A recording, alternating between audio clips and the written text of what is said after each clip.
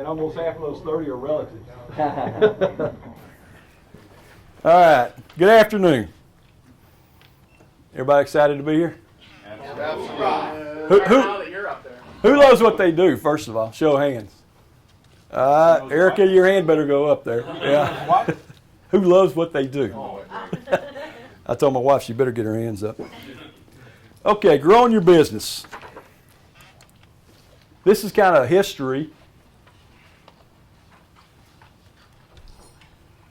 Well, the first line says it all. Me, myself, and I. That's what we did. Evan was a man when I came on board back in 2008. And, talked to several people, but the reputation is what brought us on board. LDI's pay history, the reputation in the industry, that's what brought us on board. But it was me, myself, and I. And as you can see, we grew to 2 people, big growth, 2009, and we finished at 1.2 million in 2009. Now, keep in mind, what we do, I have no salespeople. All we have are dispatchers. I've got the freight, I do my sales. What we do, we have dispatchers that move the freight. So, kind of like John alluded to you a while ago about salespeople, they're hard to find. But it's a different type of sales that we do because all we're doing is booking freight. So I got to find people that find trucks to book freight. So when I say we had 2 people in 2009, I probably went through 4 or 5 people to get to 2 steady people.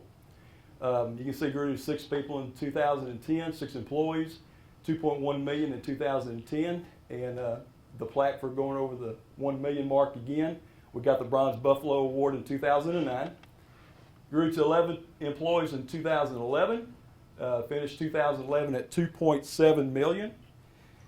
Received the Bronze Elephant. We grew to 16 employees in 2012. Finished at 3.5 mil. Received the LDI plaque for going over 2.5 million. 2013, 26 employees by the end of it.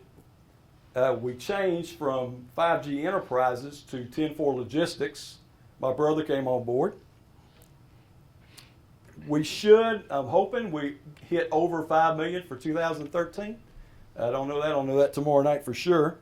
But we're going to open a second business, a second office in March or April, about 30 miles down the road in Temple, Texas. It's about 30 miles from Fort Hood. It's centrally located on Interstate 35. We have a larger employee pool of people to pull from, if you will. Cameron's 5,000 people, and we have had every single person unemployed come through the office. I can tell you that. We moved to our new building in September, and the first 2 days of being in there, we had 35 people apply for a job. And we had no advertising, just word of mouth in a small town. By the end of the first week of being in there, we had 71 people apply for a job. So, again, salespeople are hard to come by. We've gone through a whole bunch of folks. Some are keepers, some are not. Some are trainable, some are not. Again, what John said a while ago is you need to listen to them because that's all they're doing is they're talking on the telephone. So that's a key point I picked up from him. We're going to do a lot more doing that too.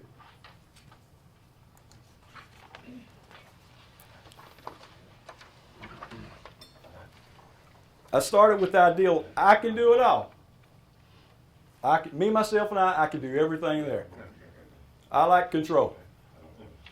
I love control. Sometimes too much, my wife tells me. But I like the control of it because I can fix what's broke. I know about it, I can fix what's broke. Eventually, I started bringing on more customers, more requests, more responsibilities. And I didn't want to tell them no. Well, it got to the point where it's overbearing, out of control. At that point, I had to make a decision to start bringing more people on, and I did. Well, as I brought more people on board, we got to 8, 10 employees. I had individuals doing everything, and they weren't good at doing it all. They weren't good at doing the paperwork. They weren't good at calling the customer. They couldn't type, as you said. So I decided at that point to become an assembly line, if you will. That effect I put in place. And as you see, this is what we have: customer sales, which is basically myself. Erica does a lot of that. We have freight planners. These are our dispatchers. Freight planners do nothing but book freight. That's all they do. They call carriers, they book freight. Support staff, they generate rate confirmations. They get signed rate confirmations. They do all our carrier setups. They do insurance updates, collect PODs. That's support, basically carrier support. I have a driver dispatch. Again, when we first started it, when the salespeople or dispatchers were selling the load, booking the load, dispatching the drivers, well, what I found out, 90% of the time to complete the job was spent on the phone with the driver. All drivers want to tell you a truck story. They all have them. So what was happening, they spent a lot of time on the phone. Well, at the end of the week, when they're getting their paychecks, because they're all straight commission, my dispatchers were, they weren't happy with their pay. Well, I said, I got to do something about it because I can't lose good people. So we created driver dispatch. All he does is dispatch drivers from the point of, here's where you go to pick it up. So are you on schedule for delivery today or tomorrow? So yes, you're delivered. Who signed the bill? Can you fax over a POD? He stays on top of all our freight. He monitors the LDI freight all day long. He'll get with the dispatchers and tell them, hey, this guy, I can't get him on the phone. Get your dispatcher to find him. I need to know where he's at. Give me some information on, I've got to know where he's at. That's all he does. Nobody else in the office does anything with the drivers unless they call them directly after hours. Their phones are set up to where they ring to their cell phone if it's an after-hour call. So that's what he does. We do have accounting, both AR and AP. They primarily collect PODs. You know, our thing is we got to turn to cash. So we have a process in place where we collect all the PODs, invoices, we fax them up to corporate. We do that. We have one person does that primarily all week long, every day. IT, I've got a gentleman that he also works the driver dispatch. He helps out with that, but he is our IT guy. We're 100% digital in the office. We have no mall bell. It's all internet-based phones. He's done a lot of things with programming for us, Word documents, whatever needs to be done, training programs. He does everything with IT. We do a lot of moving around because just because John's sitting next to Jane doesn't mean that's the best fit as far as production. So we might have to move John over here by Elizabeth or what have you. So he does a lot of moving around. We do have our own server now, so he can do that electronically. But that's a very important part to our business simply because our phones are digital and everything we do is digital. If that phone's not working, it's not ringing, we're not doing anything. And when we're down like that, the natives get restless, let me tell you that. Training, I do. Greg, my brother, does some.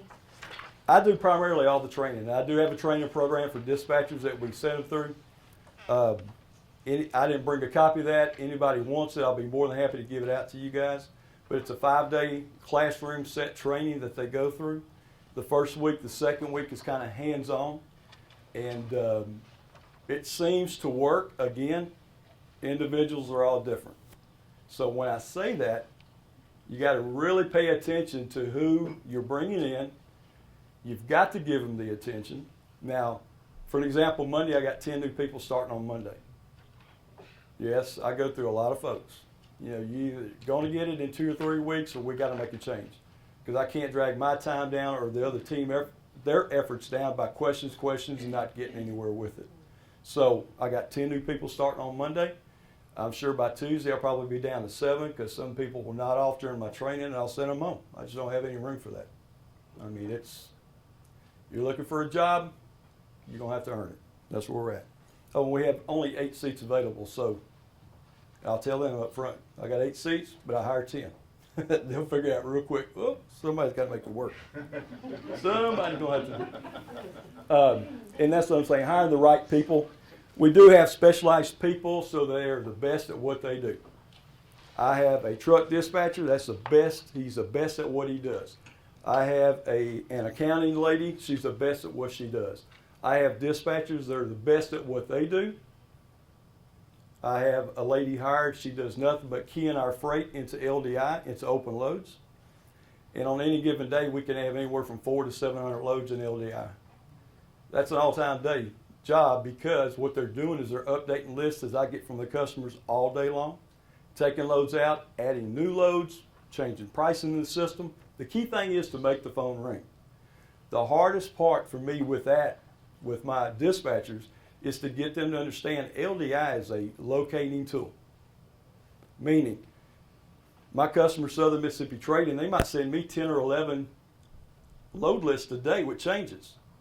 So if they go into LDI and they're looking at LDI and they find that load, what I train them to do is you got to look at who the customer is to go to the last list you got to be sure it's still available.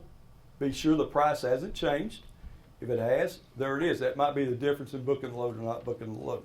So I have people hired that are doing the best at what they do. They don't have to do it all. All I'm asking them to do is this one job and be the best at doing it. And that's what moves numbers. That's what's made us where we're at right now. So let's see here.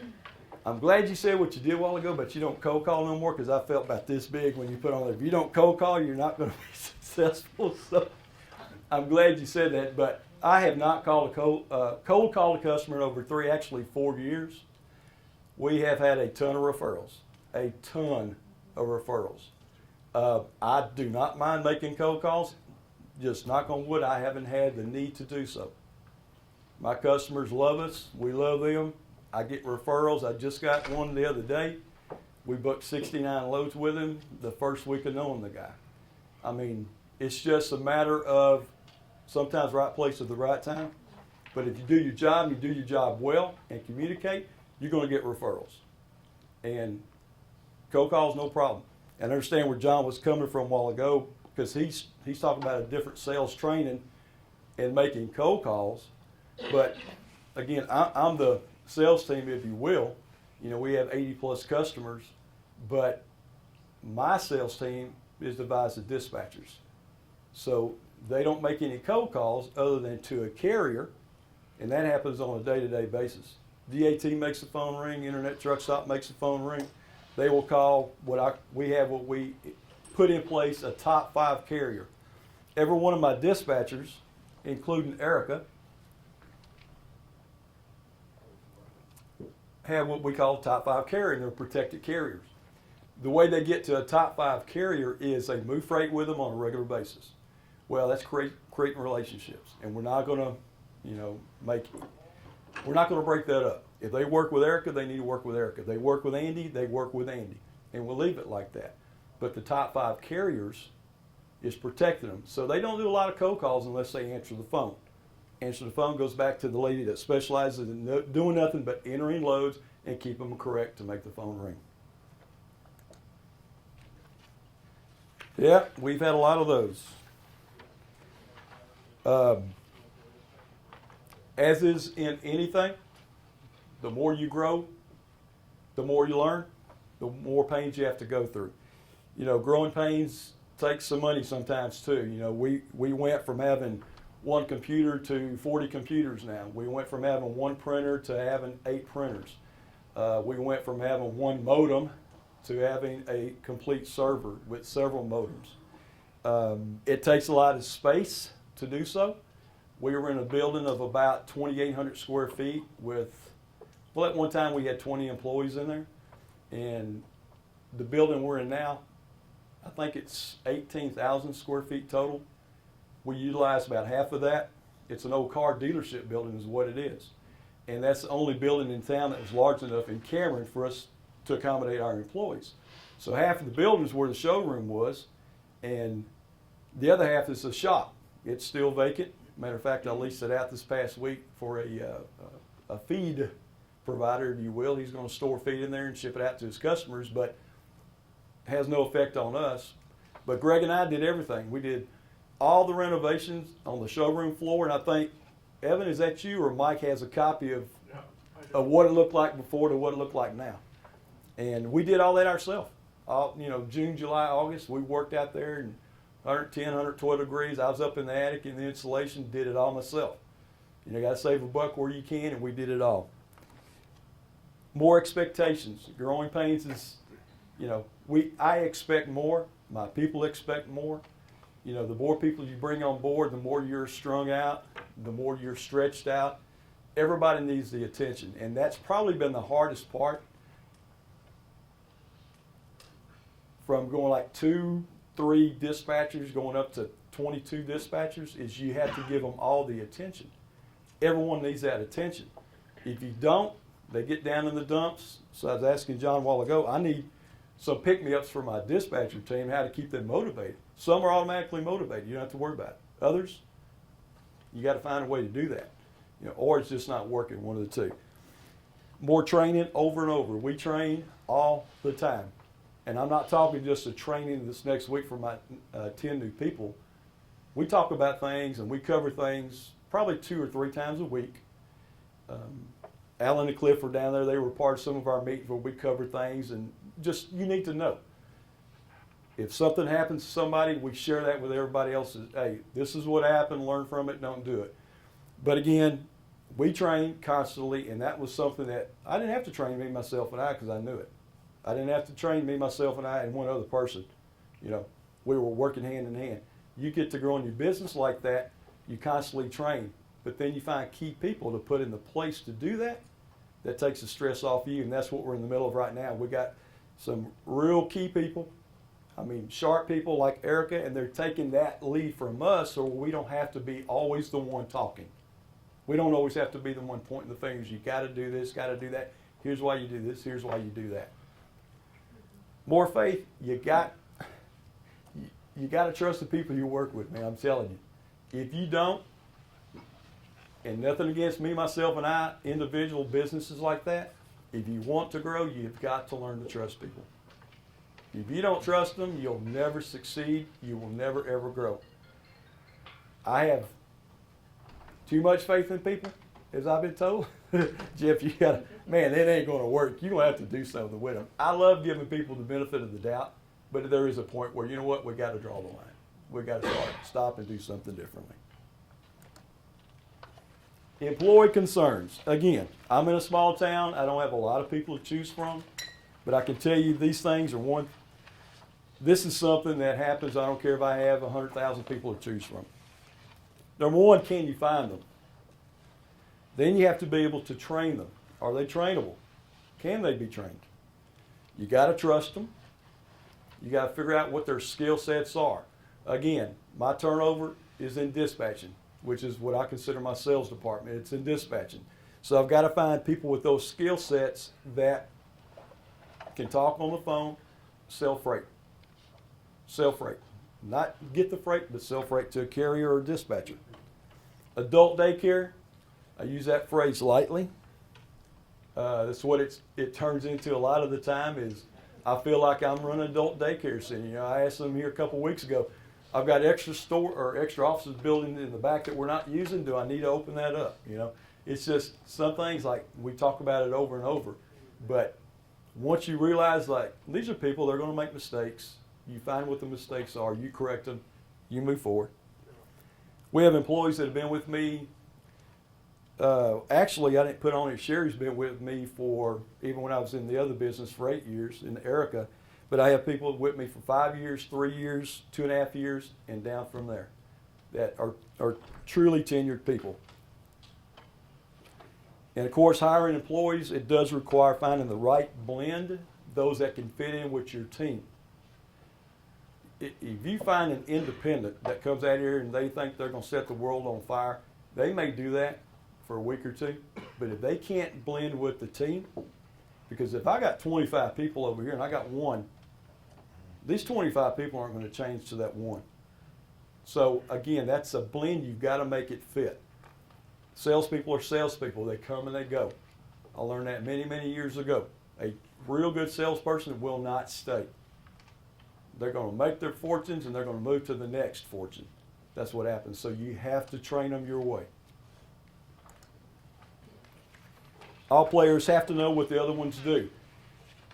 Again, in our assembly line process, part of our training is they get to know what everybody does in our office. You know, whether they spend an hour with them, whether they spend 30 minutes with them. They do spend time with them and they know exactly what every player does as part of our team. There's no questions about it. When they start booking freight, they know exactly who does what. And that's helped us a lot too, because instead of them standing in front of me, what do I do next? They know. We got a checklist they can go down, but they know who to go to next. That's part of the training.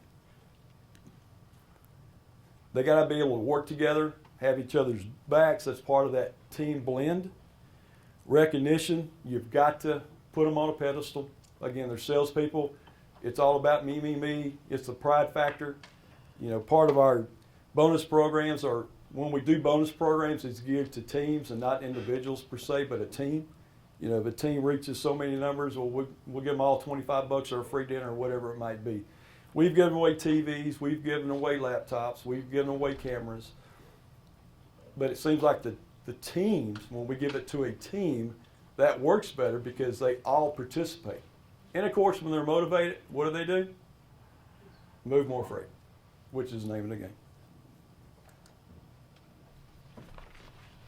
We do keep everybody part of the loop. We probably have more meetings than we probably should, but I believe in keeping everybody part of the to-know part. They have to know what we're doing, what we're moving on next. And part of it, let me see if that's on the next slide. When you keep them in the know, you're trusting them, you're empowering your employees. Now, I know I'm different from everybody sitting in this room. No. In our open loads, we enter the price I get from my customer. I know some of you guys have called before and say, oh, that's not what you're selling it for. No, I empower my people to make as much money as possible. And when you have 500, 600, 700 loads, I made that decision a long time ago. We're going to post in LDI open loads what I actually get paid by my customer. My dispatcher can determine how much profit they're going to make. And you can ask Erica, they'll tell you our goal is plus 15% on everything. Their pay is geared towards a tier of their profit margins, as is ours. What's that? Their profit margins, that's how their pay is scaled. We have a tier. If they're up to 11%, they make so much. If they're up to 14.99, they make so much. If they make a 15 or higher, they make so much commission. So they know what I'm getting paid because they see the shipper's confirmation when it comes in. That's part of our load packet that they do see before it goes in to have a confirmation generated. So they know that. I have no problem with it. No problem, because they want to make as much money as possible. If I put in there what I want to make, two things happen. Either I will or I won't. Most times you're not, because they're not as good salesperson as I may be or Greg may be. They may not be able to sell that at that 15% profit margin. If they make a 13% profit margin, I'm not going to argue. I'm going to book the load because the load's a load and that generates revenue. So when I put out there, here's what we get. Your goal is 15%. They know to come to me if they can't, but they're going to book the load. I very seldom will tell anybody, no, you can't book that load, because it's all about the numbers. Again, that next load might be 25%, and it's going to overcome that little 10 or 12% one. So that's what we do. We post in LDI what we actually get paid by our customers. I hope that was okay to say. Okay. I didn't ask first. Details, you got to inspect what you expect. You know, you can tell them and tell them and tell them and tell them and tell them. Until you start checking what you tell them you expect them to do, it's going to be the same result. So you have to, and they know that. And we do have systems in place where we check what we tell them to do, what we ask them to do. And there's compromises sometimes, and sometimes there's, we'll stand in the corner for the rest of the afternoon. You did wrong. You know? So you've got to do that. If you don't, you cannot move. You cannot move up. Not in the next level, anyway. Success. We are where we are. Hard work, determination, sweat. We do it. And thank y'all. Thank you. Any questions? Yes, sir. Jeff, what did you do prior to 2008? I was in this Did industry you pick this up by osmosis from somebody? My brother actually brought me into the system. I sold mobile homes for 12 years, Palm Harbor. and I was in Alabama. He said, hey, I've been doing this now for 12 years. You need to come down and do it. He started a business with a guy that owned 4 trucks, knew what they were doing, started a brokerage. He got me into it. Shortly after, we made a move to our hometown with this guy. We came in, he started owing a bunch of us money. He came with the police chief and said, I'm shutting it down. And long story short, I could have sat at home and what am I going to do? But we started our own. So that's how we got to doing this. So, and now he's back with me too now. He went to the oil and gas business for 8, 10, 12 years or whatever, but he's back with us now. So, yes, sir. Question, a couple of them, I don't take up all your time today. How much competition and the terminal you have now, the business, the office space you have now, as far as other brokerages within a 100-mile radius, do you have? And when you move to Temple, which I know exactly where that is, how many other brokerages are you going to be competing with, in-house brokerages in that area? I'll be honest with you, I only know of one. Really? Good. And I'm not trying to come off as Mr. Know-It-All, but it doesn't matter. It really doesn't matter to me because the point being, we have our freight every day. You know, they know what they can move every day. And I'm not going to, you're probably going towards the employee part of what I can pull. I'll take anybody and train anybody. And I'd prefer somebody have absolutely no knowledge because they're trainable. Somebody that comes in, oh, I know what I'm doing, they're not going to last long because it's going to be their way. But I'm sorry, it's my business, it's my way or it's the highway. And I don't mind telling people that. What we have works. We're not going to reinvent the wheel. What we have works. We may make changes, but what we are doing works. You know, for the last 5 years, it's worked. So why change it? So when I have somebody come in, I'm going to do it my way. No, until you can show my way doesn't work, then we'll talk about your way. But again, Cameron's a small town. We don't have much to pull from. Temple, there's a ton of opportunity in Temple. But as far as I know, there's one brokerage, probably within 50 miles. That's it. Yes, sir? Is what you have now, Jeff, what you envisioned having 5 years ago? Probably not. I didn't. Yes and no. I didn't expect. Did you see yourself growing to 30 employees? No, not that quick. Did you see yourself having the system that you have now? My goal in 5 years was to be at $2.5 million in 5 years. Maybe 15 employees at the most, because I didn't expect I could get people to come to work, to be honest with you. And then it just mushroomed. It just took off from there. And I mean, I'm happy where we're at. We're going to open the second business now too. A lot more opportunity in Temple as far as employees, but I did not think we would grow that fast in 5 years. You know, everybody told me, oh, it's going to take you 5 years to make a profit. It's going to take you 5 years to make a profit. They didn't know what they were doing. We didn't know what we were doing, but we just worked. You know, everybody asked me, how do you move flatbed freight in January, and February, December? I don't understand the question. We got freight, customer needs it moved. We just find somebody to move it. I mean, I don't understand the question. We work. We work. What's the main commodity that you move? Lumber. Lumber? Tarp lumber. Tarp lumber. Oh, believe me, we get our share of the calls. Oh, lumber? Oh, we don't tarp. You have a flatbed? Yeah, we don't tarp. You need a van. You need a van, buddy. So, but yeah, building supplies, shingles. We do a lot of shingles, mainly lumber, ceramic tile, siding. We do some pipe. We do some equipment. Hay. Whoa. Hay. Oversized round bills. Yeah, we do quite a bit of that. It's tapered off. You know, 2010 we had the drought in Texas, and oh my God, we probably did 450 loads of hay. And we had no idea. I mean, I know what hay is. I grew up on a farm. I made the round bills, but they're not made for transportation. So, you know, you get into 10-foot wide special hay permits. You don't need a true oversized permit. You can't exceed 13 feet, however, because you Can. Well, they don't go under a 11.9 underpass very well. So we had a couple of those. We had a couple of those caught on fire. We move hay as well. Do you really? Yeah, and sometimes it's a challenge to get the carrier to understand that you can go a little above. And we've done that. I tell you, what was that crossing in Colorado, Erica? I don't remember, but I know it shut down a bunch of the trucks. Yeah, those guys there, we told them, do not, Fort Collins was it? Do not go through there because they're going to stop you every time. I mean, if one piece of hay is stuck over 13 feet there, we're going to stop you. But yeah, we learned a lot from hay. We learned a whole bunch from hay. Don't throw your cigarettes out. Don't throw a cigarette down.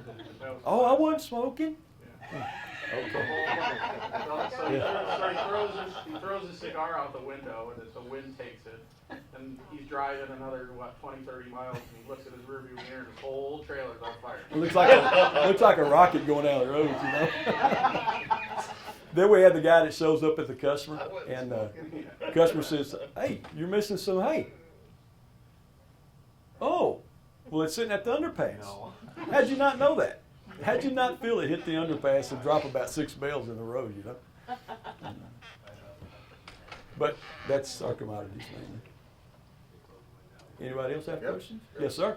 So you have all these employees, okay, and here comes Obamacare. Okay. Do you have any idea what's insurance gonna, do you know what, are you there yet? No. Okay. Let me tell you where we're at in Texas. Those of you who in here is from Texas or working in Texas now besides Cliff? Well, I think Robin's fixing to, or going to. Texas is very, very hard on small businesses, okay? They want as much as they can get out of you. I was always 1099 contract employees. That's what we always were. Well, in September, we changed over to all employees, okay? My brother had this great idea that, oh, you got to or we're going to get in trouble. You got to or we're going to get in trouble. So we made everybody employees. Well, we have been looking, what we're doing now, all of our hourly people will be employees, but all of our dispatchers are going to be agents for us. And 1099 paid employees. They're agents. They can come and go and choose to do what they want when they want. There are certain guidelines the state of Texas makes you follow to be an employee or be a contractor or 1099 employee. Spent a lot of time on that in the last 2 weeks, but that's what we've come to, is that all salaried or hourly people will be employees of 10-4. Everybody else will be agents for 10-4 Logistics. That's what we're going to get to. Healthcare, we'll get around to it. When's the election again? Somebody? I hear you, man. I got one more question, I'm sorry. No, ask me anything, sir. Do you own your own building? No, we do not. We lease the building. Okay. And, you know, that, the gentleman would not sell the building and I would not buy it. I'll tell you, it was built in 1940 something. Again, it's been added on, but it's about 17,000 square feet. The guy that owns it is a big time car dealer. He's got dealerships all over the United States. And he just wants his money. That's all he wants. He's given us power to lease out whatever. I've got 2 offices leased out, a storage room leased out, and the entire shop I've leased out. My overhead is covered right there. So you sublease the other parts that you're not using? Well, no, I'm leasing. It's not a real sublease because it would go to him. So it's truly a lease on behalf of 10-4. So our overhead for the lease is already covered. And probably most of the utilities will be too. Right, right. Yeah. Thank God he let us do that. But yeah, there's not much to pick from as far as buildings in Cameron, Texas either. I mean, you know, I can actually run from one city limit to the other and, you know, not lose my breath. So, and I don't run. So. Anybody else? Anything? Good job, buddy. Thank you. Thank you very much. Thank you very much.